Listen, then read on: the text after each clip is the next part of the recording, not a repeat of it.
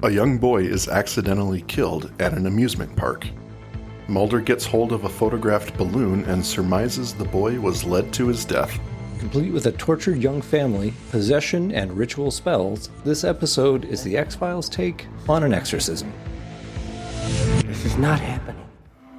This photo was taken at an amusement park 3 months ago. The young boy in the background is Teddy Holvey, age 2. He was killed just seconds after this was taken. How? According to the police report, he wandered onto the tracks of the park's miniature train. The conductor was unable to stop due to a malfunction in the braking system. Teddy's father works for the State Department, so a coroner's inquest was held due to the unusual circumstances surrounding the accident. And did the inquest come up with anything unusual? No, but the county medical examiner called me afterwards. He was disturbed by this case and by this photograph, and I think with good reason. You see, this is a helium balloon here, and the one thing I did learn in kindergarten is when you let them go, they float up, up, and away. But you see, this is moving away from him, horizontally. Did you learn about wind in kindergarten? Well, I called the National Weather Service, and they said on the day that Teddy died, the wind was blowing north. But you see, the balloon is moving south, as if it's being pulled against the wind. Pulled? By whom? I don't know. That's why I came to Chuck. The king of digital imaging. Chuck can extract incredibly small details from a simple photographic print. Not details, information. So you're saying that a ghost killed Teddy Holvey? Has anyone checked the camera that took this photo? The lens or the pressure plate? It all checked out, Scully.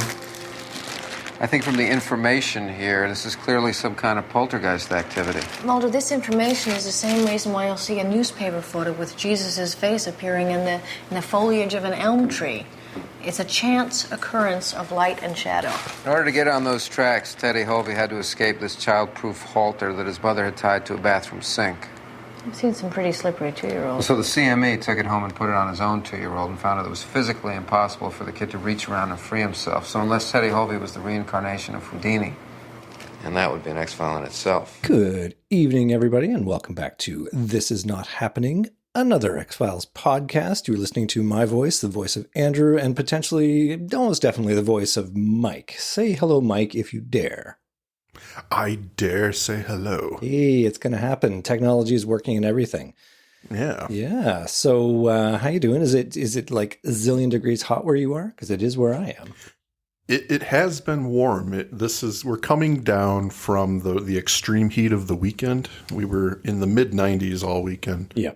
But it's not as bad today. Well, we are in the high 30s where I am, which I know will cause a little bit of confusion to our American listeners who don't believe in Celsius or anything metric.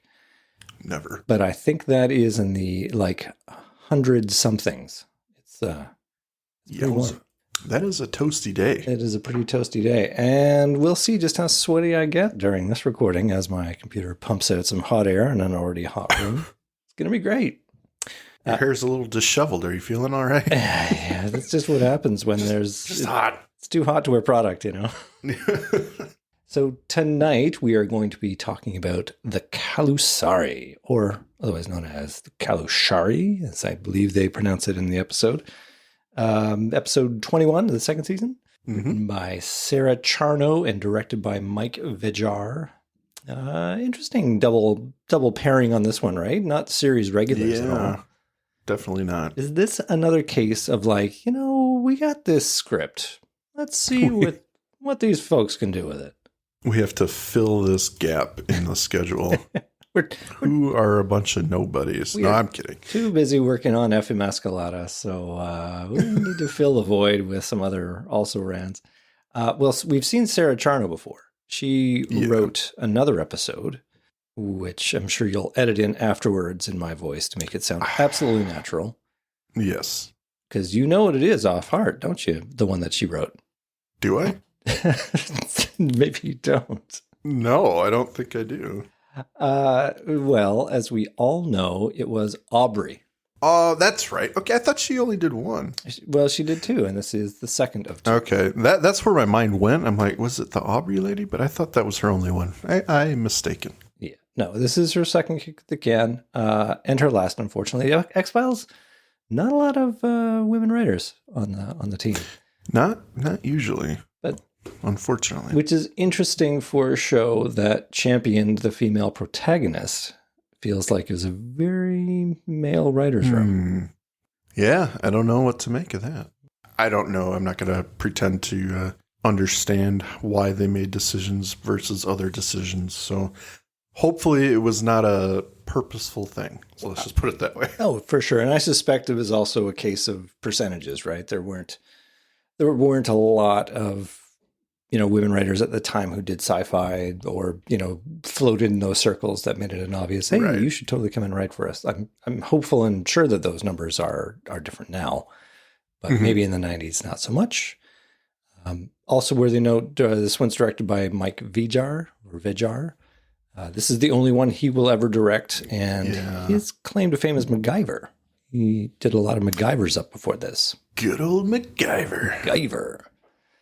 So, with that all out of the way, shall we talk about the Calusari, which is absolutely not a reboot of The Exorcist? Yes, I think, yes. On all of that, I agree with you. Yeah, there are no comparisons or similarities to be made. Not at all. We should not even mention it during the recording of the various points where we have some obvious... Do you want me to delete that last bit then? Yeah. About this has no ties to beep. Yeah, you should bleep out the word just so that we're covered. I can do that. All right. Well, shall we begin the ritual? Let us ritual. Ritual it up, where we open on a lovely sunny day in Lincoln Park, Murray, Virginia. A cute little red train, the kind you'd take your kids on, trundles along and sets our stage. It passes by a young boy who is not at all impressed by how cute it is, holding a pink balloon.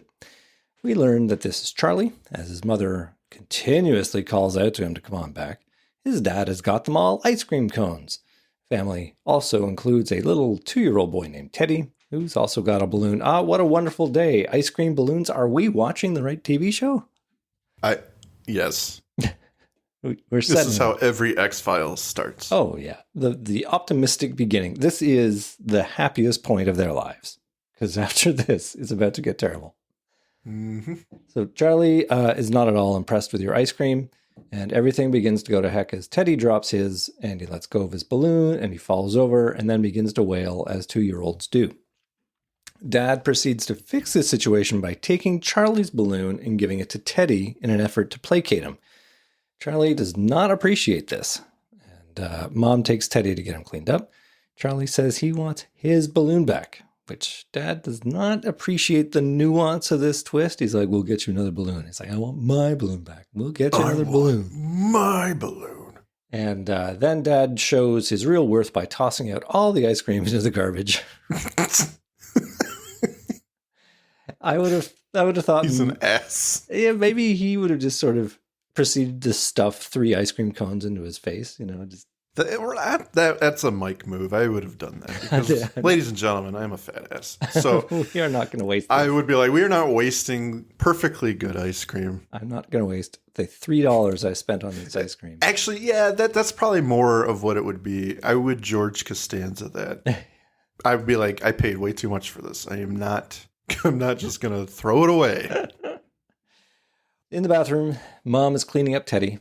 She ties him to the bathroom counter so he won't get away. He's got this little child restraint system, probably very fancy in the 90s. And then she goes to use the toilet and sings him a song. Teddy is playing with his balloon, but he lets it go. It floats to the ceiling and then mysteriously floats out of the bathroom. And when Mom comes out of the bathroom stall, Teddy has mysteriously escaped his child-proof restraints and is nowhere to be seen. In fact, he's outside, chasing the balloon as it wanders impossibly through the park. And now he's on the train tracks. Another park visitor is lining up his kids for a photo when he sees Teddy on the tracks and calls it out, "Get on the tracks!" Mom and Dad now run helplessly to save Teddy, and even when the train rumbles ominously along, the conductor seems powerless to stop the train. We have a tasteful and off-camera train-Teddy collision, and the mother and father collapse into tragedy as Charlie looks on, the balloon drifting down behind him, impossibly. Mike, what did you think of this scene? Edge of my seat, Andrew. Edge of my seat. Actually, it is a little... Problematic? Okay, yeah. A little bit. I'm not going to go too far into it because, obviously it's the X-Files. We got to get to why the agents are there. Yeah. So, okay, it's believable enough, I guess. But I do take issue with the fact that no one in this fucking park noticed a child that small wandering around by himself. Well, I take issue with the fact it's a packed park full of people and nobody can get to this kid. He's outrunning them all. Yeah. The fact is, he's written to die. He's destined to die. Thus, he is going to die. They could have tightened up the amount of time for the run that they saw he was in peril, and then was hit by the train. And then that would have been a bit more believable. He's literally like a minute between when they see him and then he's hit. So it's like nobody can get there. Okay. The other thing I take issue with, and I got a few of these. I got a few bullet points on this episode. No. I know this is one is going to be problematic. I refuse to believe it. It almost never happens, everybody. There is a cow catcher on the front of this train. Do you know that term? The angled thing? The little apron that's out in front of the choo-choo. I don't know that term necessarily, no. Well, I believe, and that is why I refer to it. So it is called a cow catcher. And these are designed to roll things off of the track. Yeah. As opposed to, smuck the thing head on. Now, I think the train was going at a pretty good clip, so... I kind of want to see the unedited version of this. Oh, God. Just like a sculpted volleyball for his head, just flying in one direction. Oh! I mean, the difference between the speed the train is going at the beginning of the sequence and the speed it's going when it's bearing down on Teddy is dramatic. Like 40 miles an hour when he's getting hit. It's a little unbelievable for a park. Yeah. My general problem, and the thing is, this was not the scene that Fox had any issue with. They did not raise a flag with death of a child from the get-go.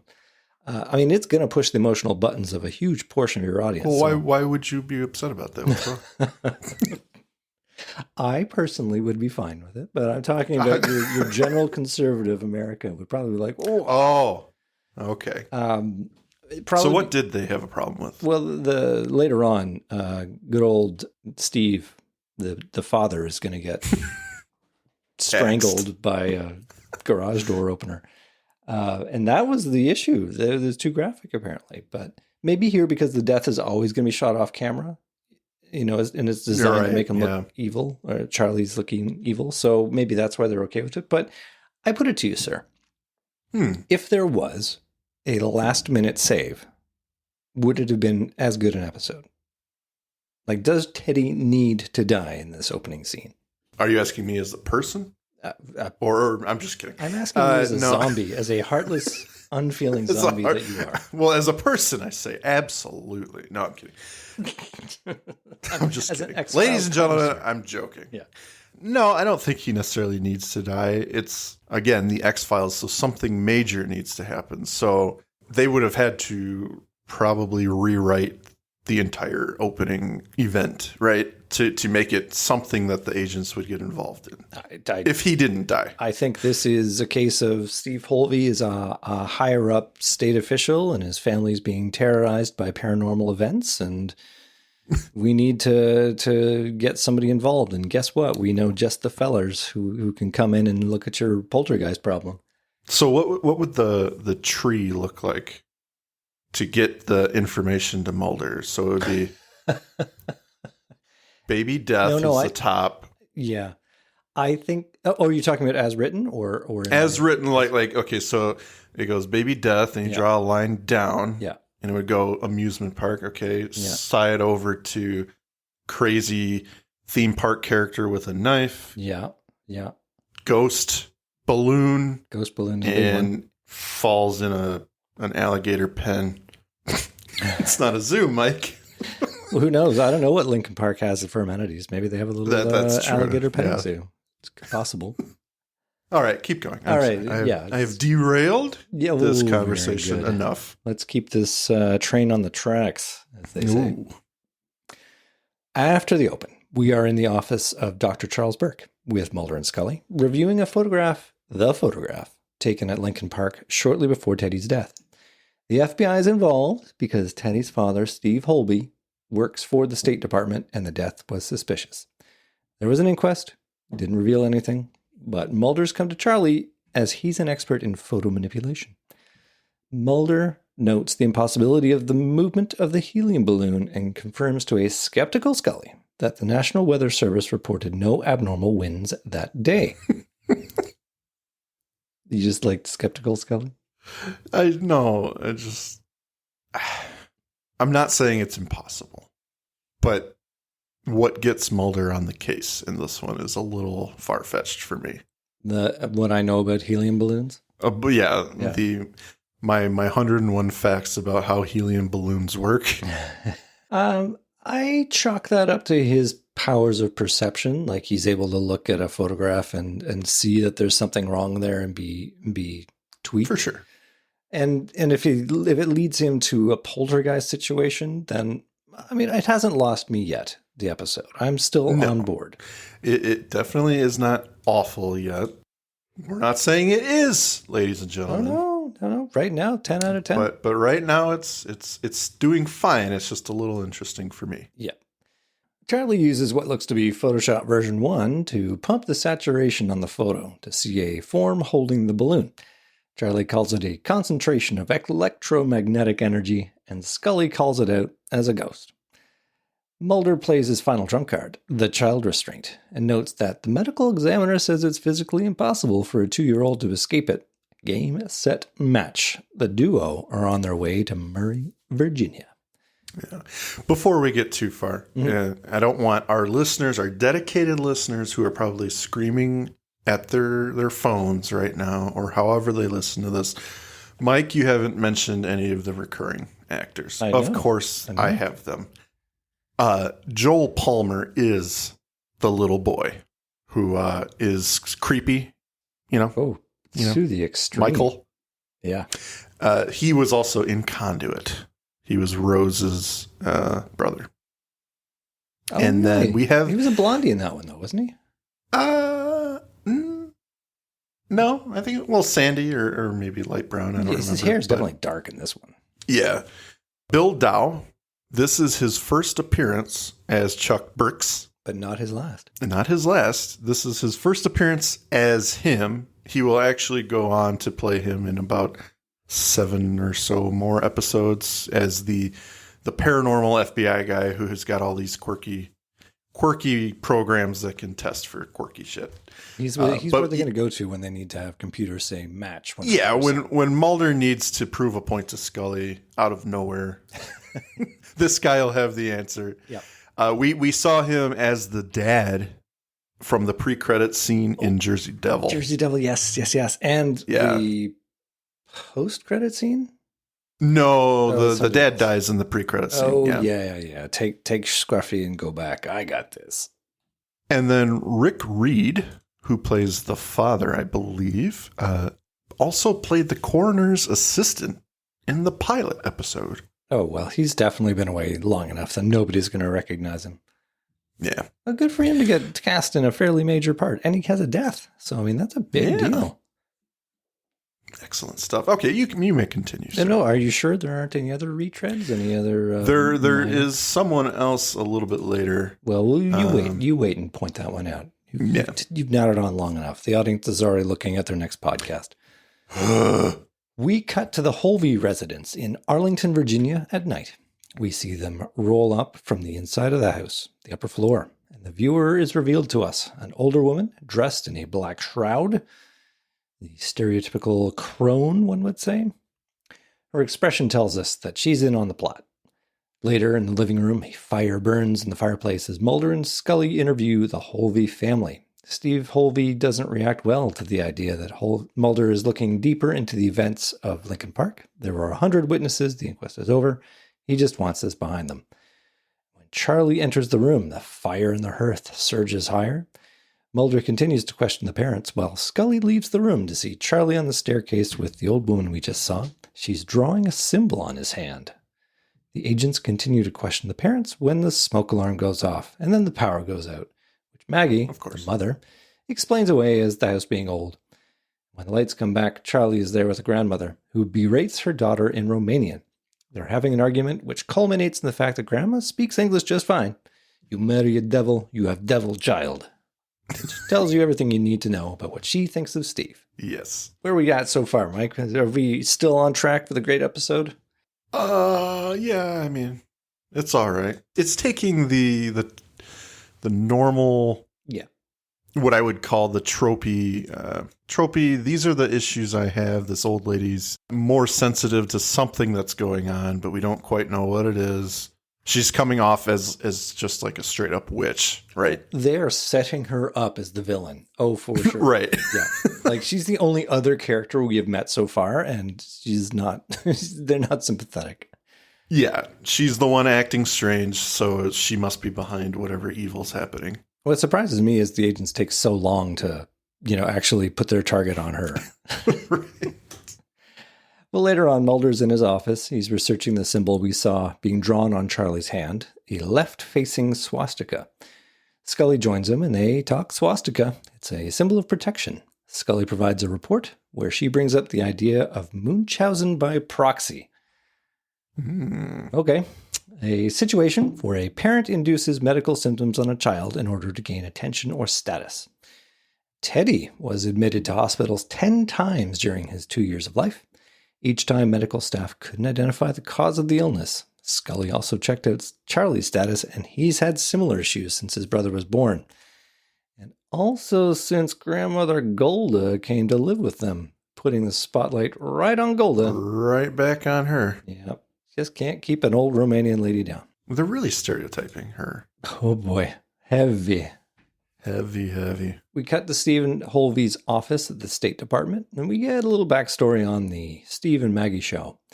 Golda forbade their marriage, saying that Steve was the devil, but they got married anyway. When they had Teddy, Golda came to move in with them, and then things started to get really strange.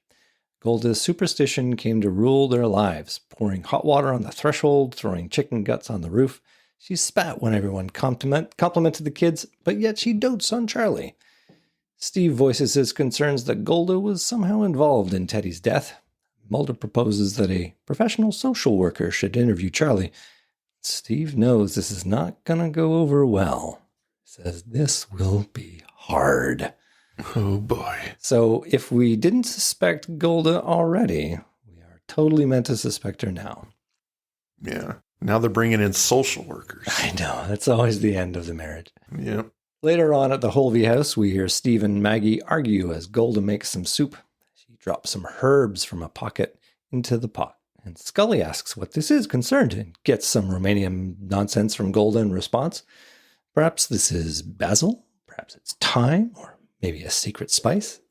Anyway, comes to absolutely nothing as Steve overrides Maggie's concerns and takes Charlie away so they can go get this appointment. So, Well, this episode would not be complete, right, without that woman stirring a pot of something.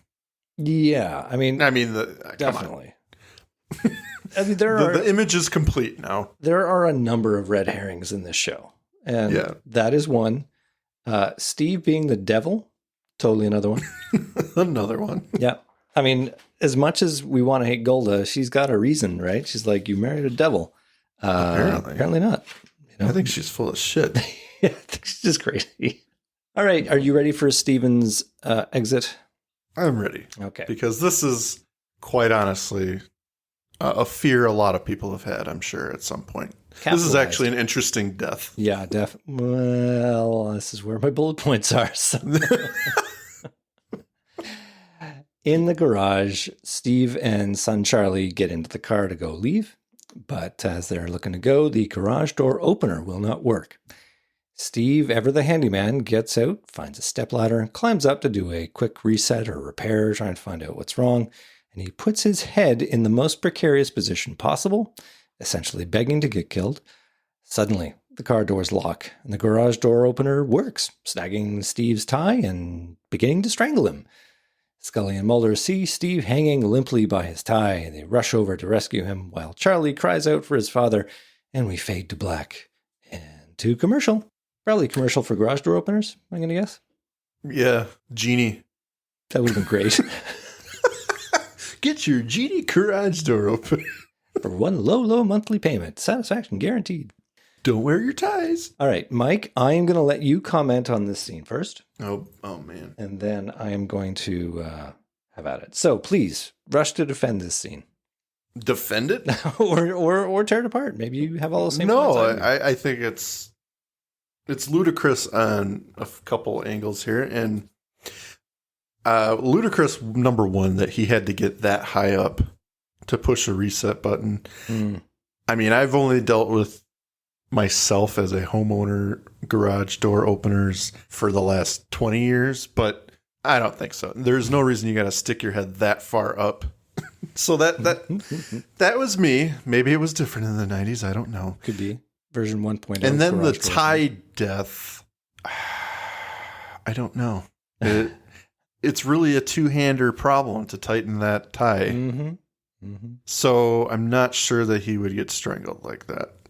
Well, you've got my point number 3. Okay. Yeah. Okay. Well, lay it on me. Let's see what you got. First of all, this competes with the bus death in Born Again. I knew you were going to say. Worst death. I knew that one was coming. Yeah. And that one was, I don't know which is worse. I think the bus death in Born Again is probably still technically and artistically worse than this one. But not by much. So worth noting, first of all, this is the scene that Standards and Practices had a problem with. The original scene goes on much longer, and we see much more dramatically awful bits and pieces. So they His cut eyes it. pop out. Yeah. Bloody nose. Head pops right off. I don't know what. But anyway, this is the scene. And my first issue is I don't think you would strangle based on how he was hanging by the tie. I don't think so. Like it's pulling the knot away from your trachea. So I think it would not be comfortable. I'm not saying it couldn't happen because as I worked in sales for a long time, and you do have to use both hands for it to really work. To tie the tie up. I'm not 100%. I'm not giving it a pass. Okay. I'll say because I've never tried to do this. I don't know if it would actually work this way, but I don't think it would. So correct me if I'm wrong, ladies and gentlemen. Oh, if you've been in a garage door opener tie tightening scene and this is traumatic for you, first of all, I suppose we should have had a trigger warning.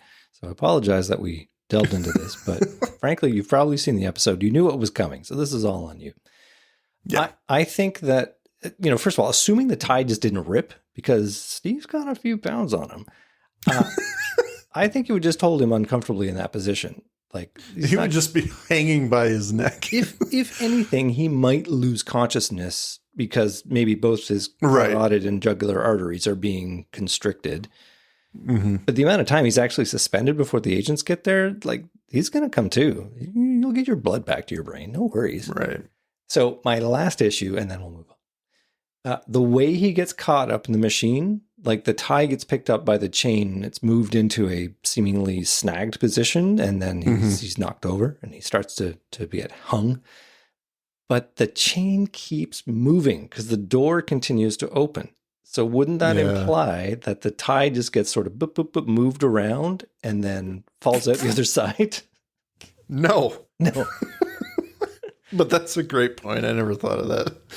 It's just, so he'd just be like, oh, damn it, my tie's got chain marks on it. He's just going in a circle. That would be really funny if it I accept a ghostly hand wrapping doing a little knot around the tie and making it tighter on him, but then the body should be escorted around like a dry cleaning rack. Oh, that would be fantastic. All right, that's the end of my bullet point. That's the scene. All right, so listeners, we leave it to you to tell us if we are wrong. And that death is 100% legitimate. I think we should have a new category when we do our top 3, bottom 3. It should be best death, worst death. Okay, we can do that. I think you know what I'm going to say for better, worst. I don't know. Yeah, we just got your number 1. Yeah, that's for sure. Back from the commercial, Scully sees what looks to be a ritual setup in Grandma Golda's room, a table of lit candles with 2 dead roosters and other gross-looking paraphernalia. Scully sees a car pull up and 3 older men get out to speak with Golda, looking like kind of Hasidic Orthodox Jews. Scully visits Mulder in the garage, and he's taking samples of some kind of ash from the garage door opener in the car. Apparently, the garage door opener is working just fine. Scully wants to move Charlie out of the house, and as they're discussing their next steps, the garage door opens, seemingly of its own volition, and the old Romanian brigade is there, complete with Charlie. Golda intones, "Stay away from our house," and heads inside. I love the, I only speak Romanian until I need to speak English. Until I need to speak English. It's so evident in this. Yeah. I could go with they're saying it specifically in Romanian because they know other people won't understand. So if I need to say something to you, you lunkhead, I'll say it in my broken English. But I think it's just lazy writing. Later on, in Mulder's office, he shows Scully a report of the dust he found at Holovy's garage. Chemically, it doesn't have any traces of anything. Technically, it doesn't exist. He takes it to Charlie Burks for a second opinion, who describes it as zabudi, holy ash, something that materializes out of thin air. Skeptical Scully is typically skeptical, as Chuck describes how he witnessed this kind of thing happening in India. She offers a more down-to-earth explanation for the malfunctioning garage door opener, that it was actually activated by Golda. Wait, we don't have enough evidence that she's bad news? I mean, this is the thing? They really just hate this woman. They do. This poor, poor old lady. Misunderstood Golda. We cut back to the Holvey residence, where it's worth noting that Mark Snow is taking a decidedly different turn with the music in this episode. I'm surprised you haven't mentioned anything about it so far. Do you have a note on it later? Do you want to talk about it? Not for this episode. You go ahead, sir. Okay, well, he punctuates the big events with the toning of a bell. We're practically starting off and ending every scene in this show with the bonging of a bell. Am I wrong? Well, it wouldn't be ritualistic without some... I'm sure there's a rain stick somewhere. Yes, I believe it. Charlie is listening at a door to Golda's room, where we hear low voices intoning a ritual. Inside, we see the old men, the Calusari, conducting a ritual, including pouring the blood from a dead rooster into a bowl. More ingredients are poured into the pot as the camera tracks around the 4 of them. Blue smoke emits from the bowl, and we see the image of Charlie in the smoke, the image lamenting in Romanian.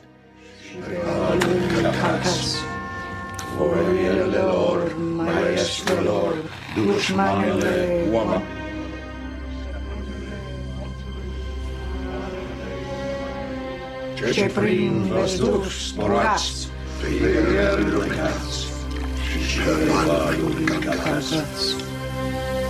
Voiele lor, maiestelor, dușmanele oamenilor, stăpânile fantului, oamenile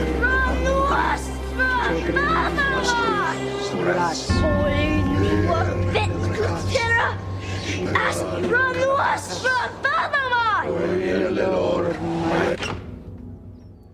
Pretty cool image, I gotta say. It's not bad, not done poorly. So I will give them this one. What I like most about that moment is the lighting of them, because when they get the blue smoke actually going, like when we see it, they are illuminated by it. Like you can actually see them lit by the smoke, and that's not like, obviously there's a CGI effect at play there to get the kid in the smoke, and the smoke itself looks a little bit unnatural.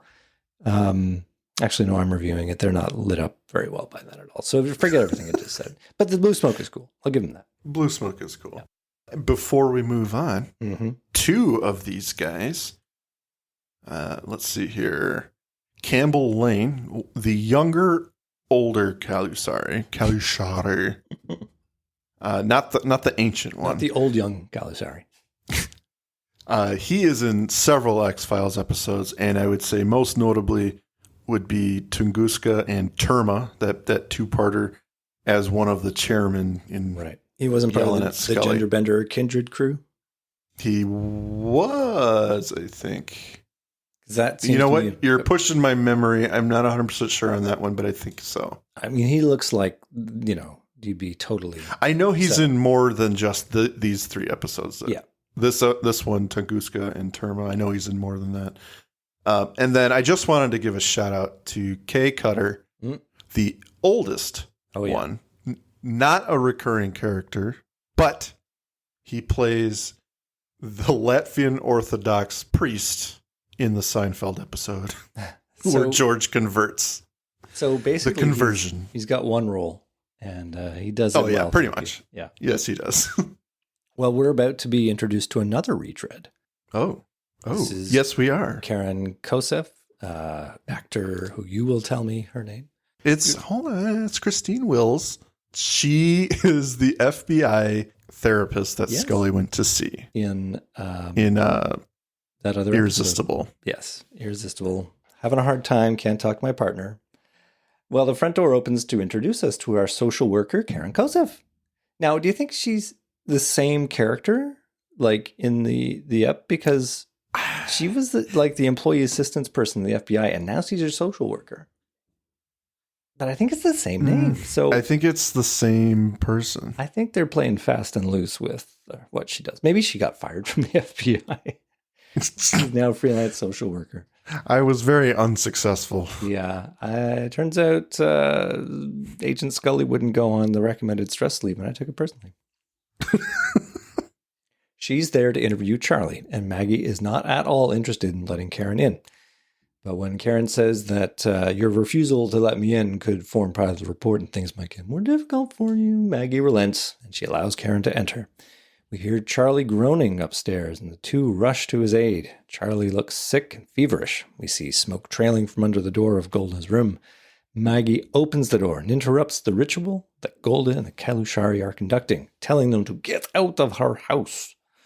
After some resistance, the Calusari shrug their shoulders and leave. Maggie then tells her mother to leave. But instead of packing up and going, Golda grabs Charlie and drags him into the room, locking the door.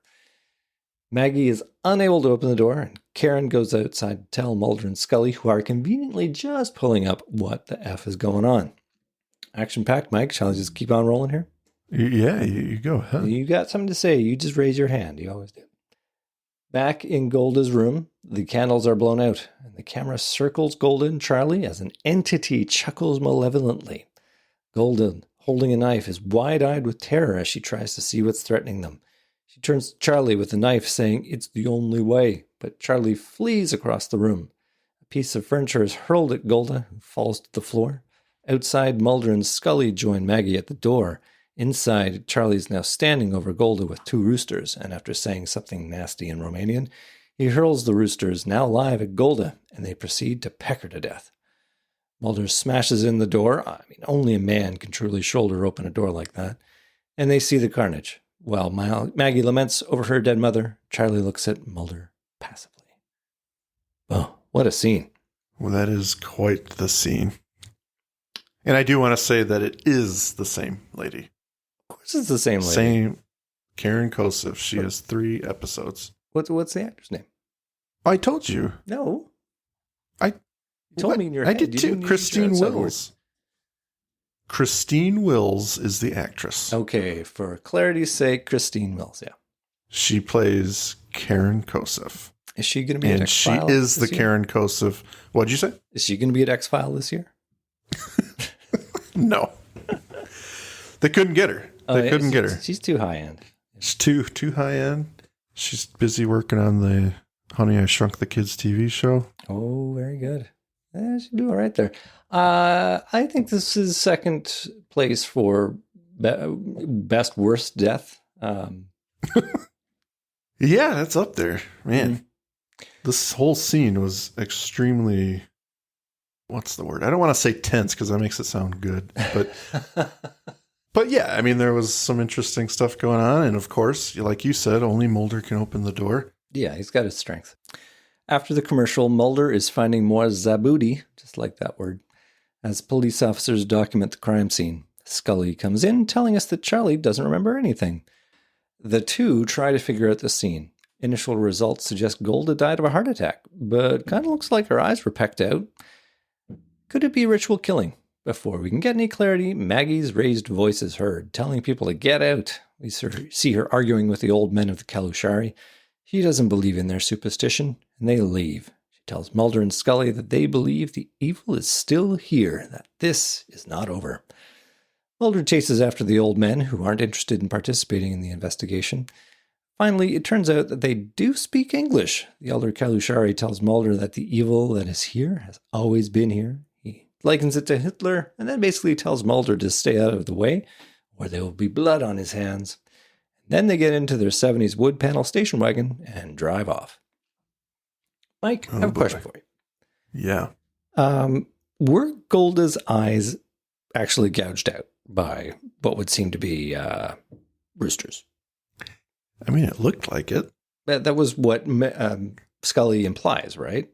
Yeah. She says, died by heart attack, but kind of looks like maybe her eyes were pecked out. Yeah.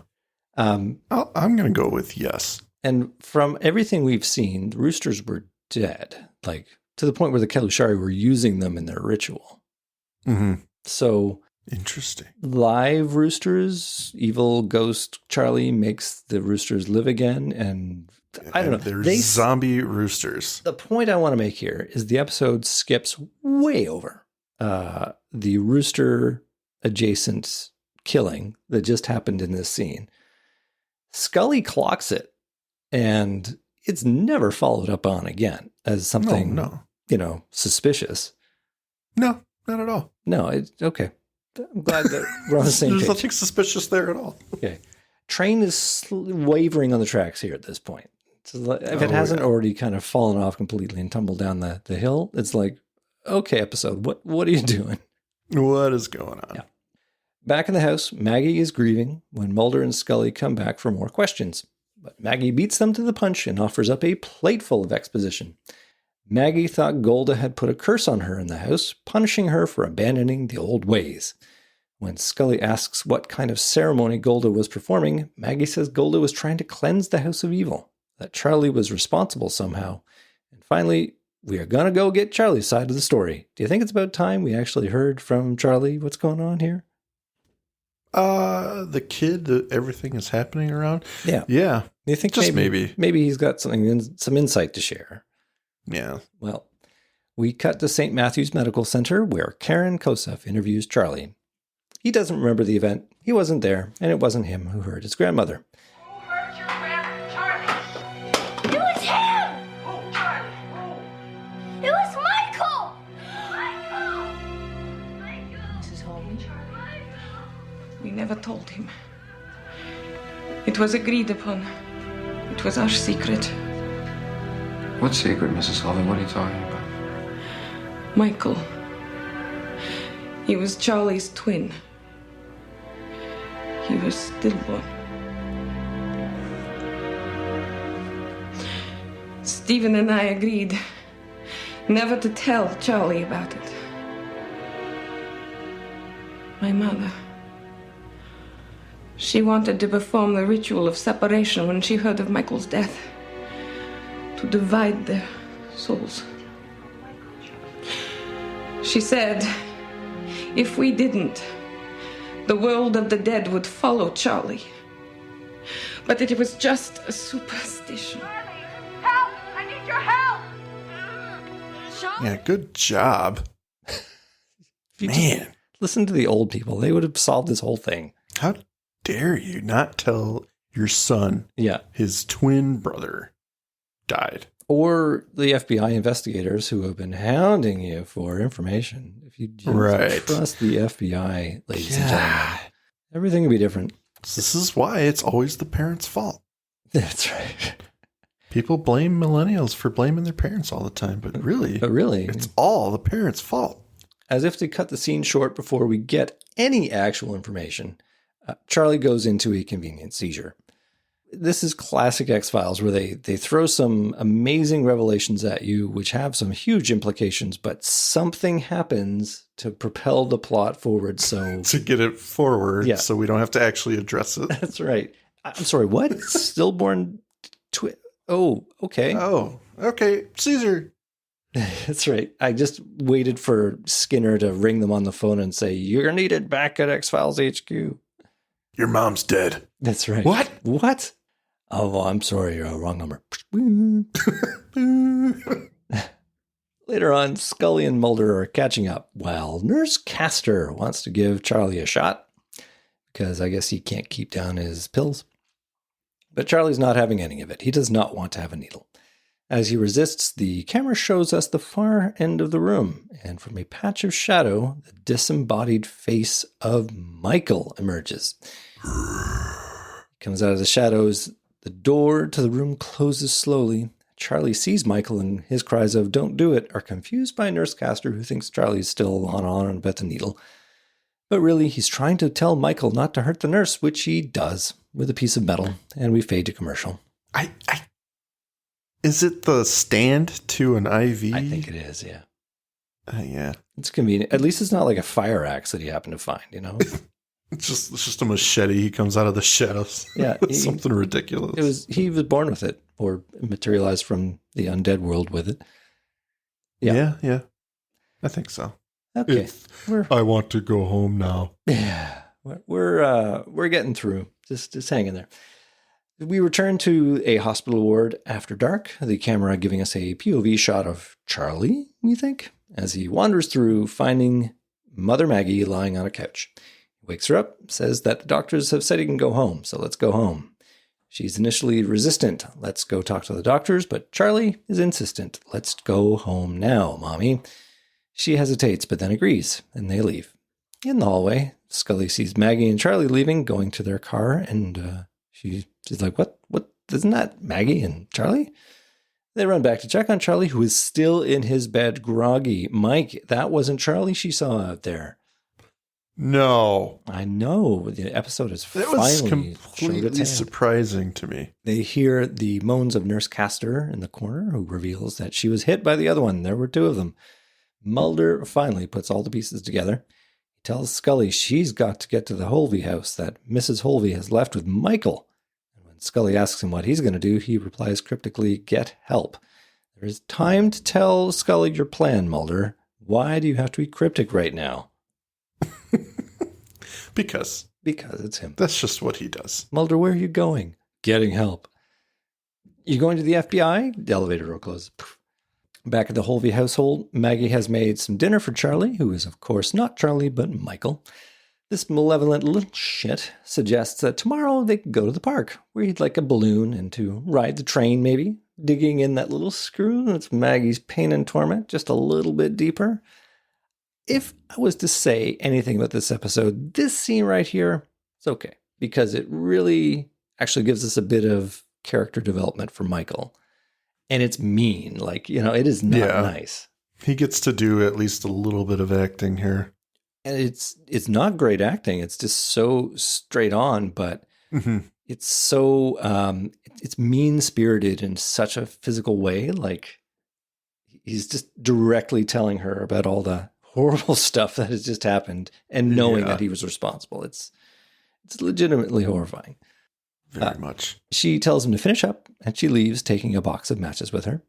She goes back upstairs to Golda's room to conduct a ritual of her own. She chants in Romanian. She's no fool. No, she's going back to the old ways. She drops lit matches into the pot. Eventually, they sink, which I guess confirms to her that the evil is with her. Yeah, I gotta say, I do like the sinking. It's a good moment for an episode that doesn't really hit me well. It's cool. That was a kind of a cool effect. I like that. Well, this is the thing about questionably good, bad, so-so episodes. They have these nuggets in them where there's like some good stuff that they include. It's like, oh, okay, you didn't waste that moment. You got it in there. But otherwise, this episode is not great. So on cue, we hear Michael ask, "What are you doing, Mommy?" And she grabs the knife, advances on him, and the wind picks up. Yep, we are reaching our climax. In the hospital, Mulder is keeping a vigil over Charlie, and the Calusari arrive. They tell Mulder to guard the door. You should have told him to boil the water, get some towels. Get some towels. Yeah. Scully arrives at the Holvey house where the power is out. She wanders through the house and we hear noises upstairs. Now begins an intercut between Scully and Mulder. There's a lot of stuff that happens. The Calusari begin their ritual over Charlie. Charlie hisses and reacts very much in the style of a movie that we may or may not have seen before, which I don't know what you're talking involves possession. Screaming out in Romanian in his little boy voice. The elder Calusari adds colorful bits and pieces to the hot pot, which begins to bubble and boil, toil and trouble. They call for Mulder to help hold down Charlie, but don't look him in the eye or he'll recognize you. The walls begin to sweat yellow glue. All in all, a pretty terrifying scene, which you think might draw some attention from the hospital staff, but nope, this kind of thing happens all the time. No, this is normal. Yeah, don't go in that room. Just have to clean it up. Meanwhile, Scully enters Golda's room where the windows rattle and then smash, letting in a whirlwind of force. She tours the room filled with sound and fury, eventually walking beneath Maggie, who is pressed up against the wall, held aloft by some malevolent psychic force.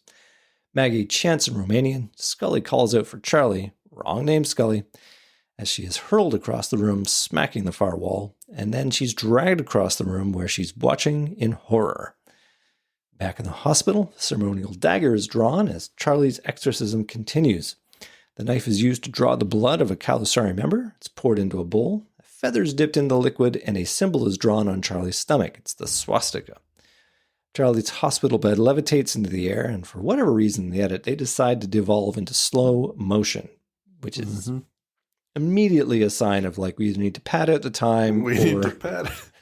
Guys, we need another 30 seconds. What can we'll just slow it down. It's always the terrible episodes. Yeah, I know. And it doesn't look good. I don't know why they do this. Anyway, the end of the scene is going to play out. In the Holvey house, Michael advances on Scully with a knife, intent on her death. In the hospital, the exorcism is completed as the last dots of the protection symbol are drawn on his stomach.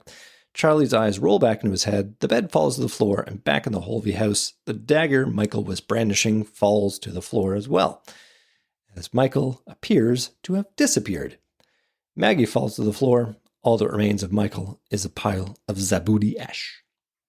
Back at the hospital, the Calusari have completed and tell Mulder to find the mother. The boy needs her.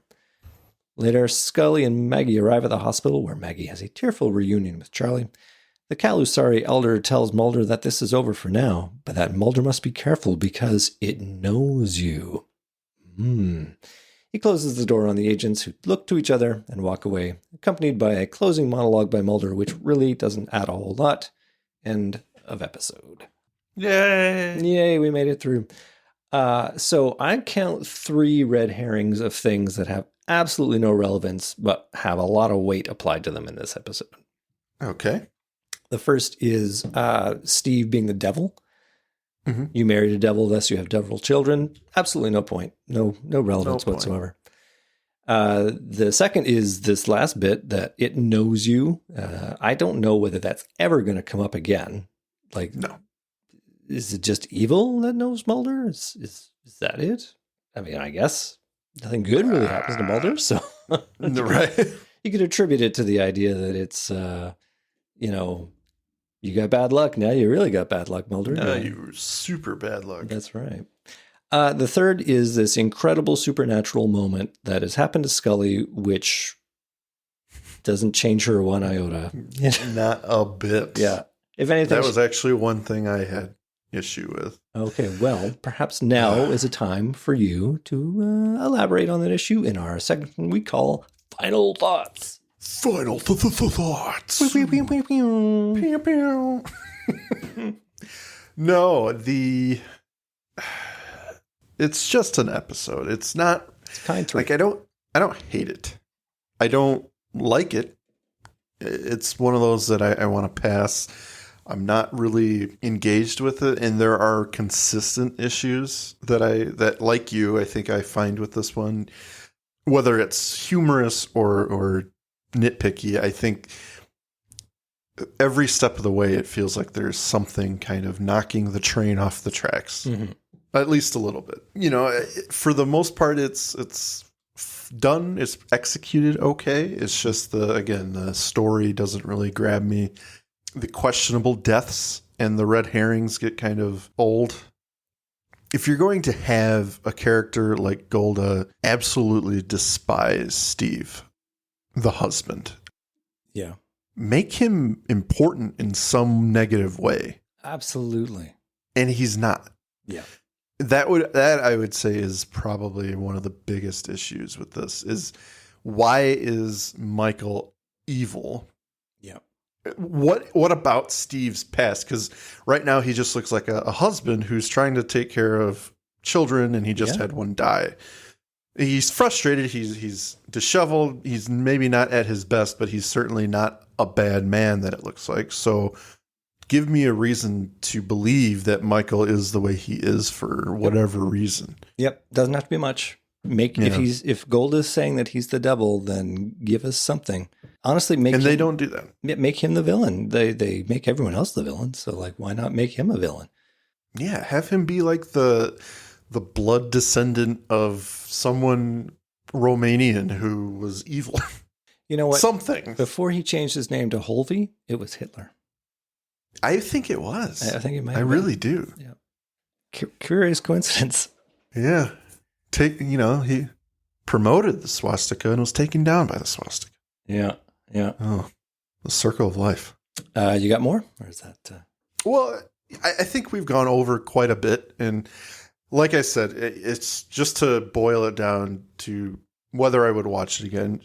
Maybe, but I don't go looking for it. And it's, for me, generally a skip. Mm-hmm. So I'll just leave it at that. I don't want to pile drive on the episode because, well, as I stated, it's not the worst, but it's definitely not great. Not good. Kind 3. Yeah. Also a kind 3. Yeah. Well, I think it's not bad, but it sure ain't great. In some ways, it's kind of a mess, where it seems that some scenes were added strictly for shock value and don't do a whole lot to advance the plot. The reveal of Michael is convenient. Painting the grandmother as evil is convenient, and typically where most X-Files plot gives you a first act villain who turns out to be innocent pretty early on. That's exactly what we're getting here. The Calusari themselves are convenient. It's just like filling in these stock characters to do what they need to do. I mean, I love how it's like 3 times the Calusari are told to get lost, and then they come back anyway, and they don't put much of a fight. It's like, sure, all right, see ya. We'll be around. And it's one of those things where, the facts get revealed in the third act of the episode, and if they were revealed earlier on, it would have saved several lives and gotten to a resolution way sooner. And would have actually given the agents something to do. Instead, they're treated as these outsiders. They're tourists. They witness the events and do very little to resolve them. And in my opinion, that makes for the least interesting X-Files episodes, because we want our champions to have some agency. Not just to be punching bags for our villains. We want them to do something. And you and I both love it when you see Mulder investigating, putting the pieces together, and you're like, oh yeah, that was a smart way to solve that crime. In this, they're just like, let's go and wait, Right. The Calusari are just going to show up. And I suppose the only thing that Mulder does is he goes to get them.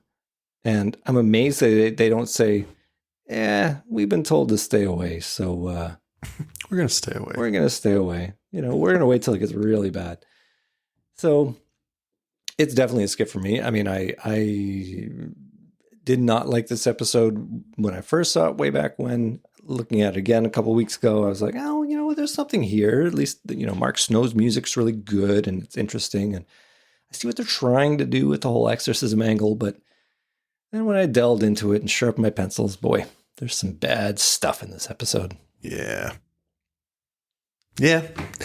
So I say we get on to listener comments for this. And there were a number.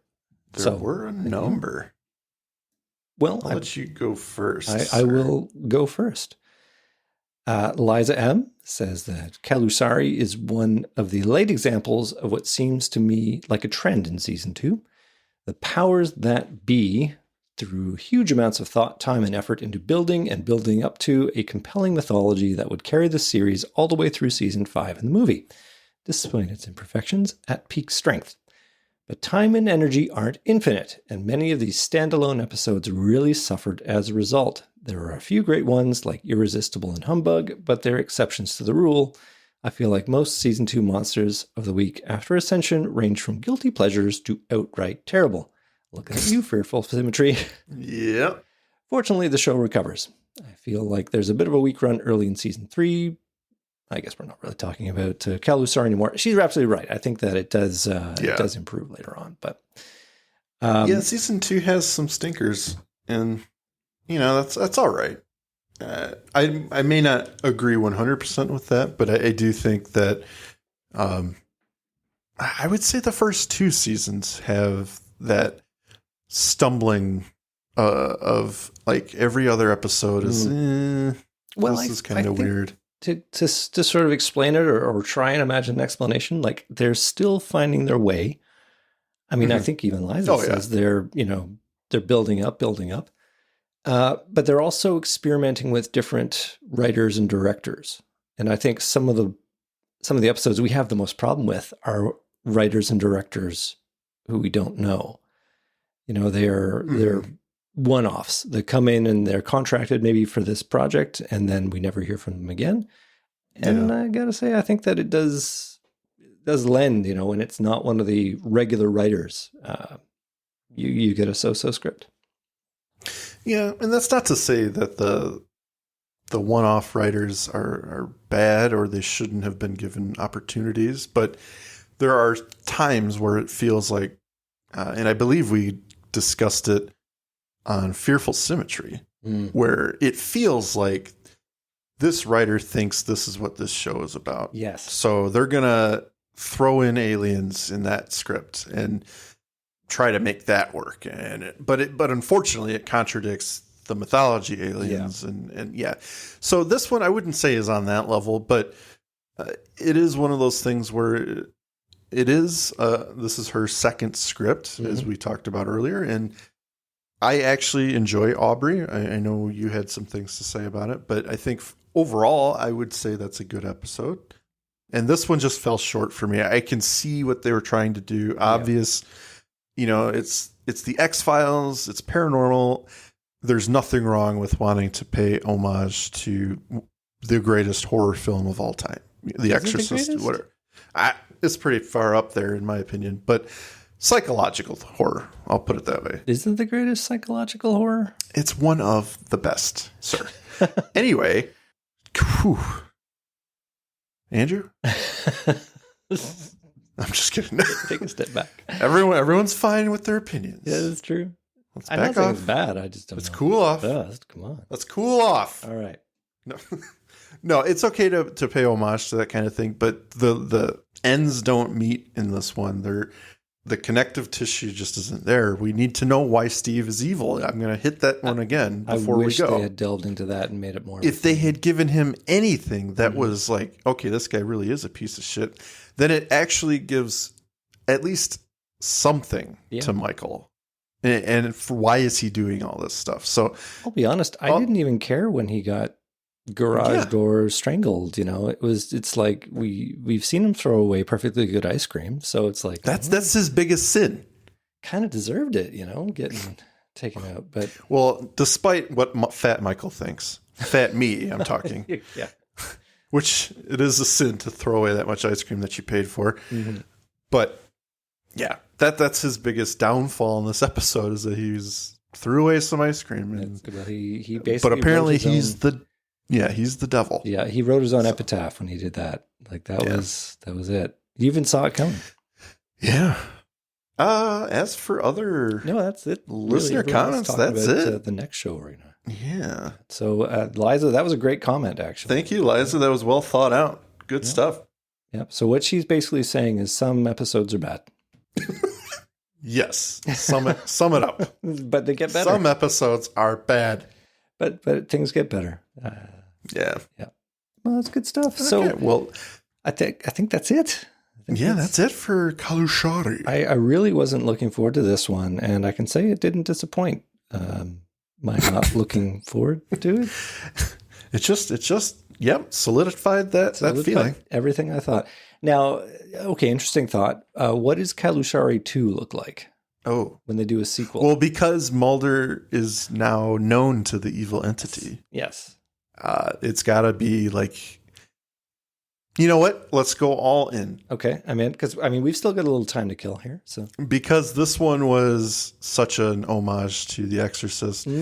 Calusari 2 is going to be an homage to The Exorcist 3. Oh, yeah. So the evil entity will embody the spirit of a serial killer. Oh, yeah. And then starts wreaking havoc on the town locally. And Mulder has to, take care of it. But the mom is insane. She's in an asylum. Yeah, but they have to go back and talk to her. She gets they have to go back and talk to her. Yeah. Here's the send up. Mulder gets possessed by the ghost of the serial killer. Oh, no. And now Scully has to save him by believing that it's real. Yes. And Scully has to put away her skepticism. Yeah, she's got to go find the Calusari and bring back the band, get the band back together. Because they retired after doing their final. I believe it. That one guy turned to dust. He was like, I'm too old for this shit. I'm done. Yeah. And then she gets them together saying, please, he believed in you and you believed in him and you were a great team. Let's do this. Let's exercise. Let's get physical. Let's get physical. God. Okay, well, that is a show. That is a show. I would like to review that episode. Can we do that? Can we write up our own episode and play it off? I think we could. Oh, that would be great. Like for April Fools, we say we've unearthed a secret X-Files episode that was never shot. The secret X-Files episode. Oh, well, we better get writing. We better get writing. We got some homework. Ladies and gentlemen, please join us again when we talk about another X-Files episode that is not this one and is probably going to be better. We've enjoyed having you with us. Mike, did you want to say anything before we pull the cord on this? No. Well, that's it. You heard it here first. Mike is a very negative person. Thanks for listening, and tune in again next time for See ya. Us. Thank you for listening to today's episode. If you liked what you heard, please rate and review on your podcast app of choice. Andrew and I would be eternally grateful to you fine people for helping us expand and get the word out. Also, we've got a killer group on Facebook.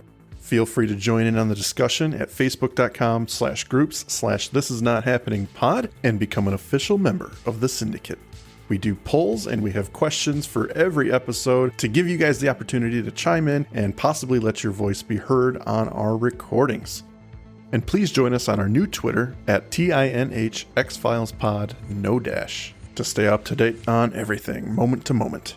Thank you, and remember, don't stop swimming.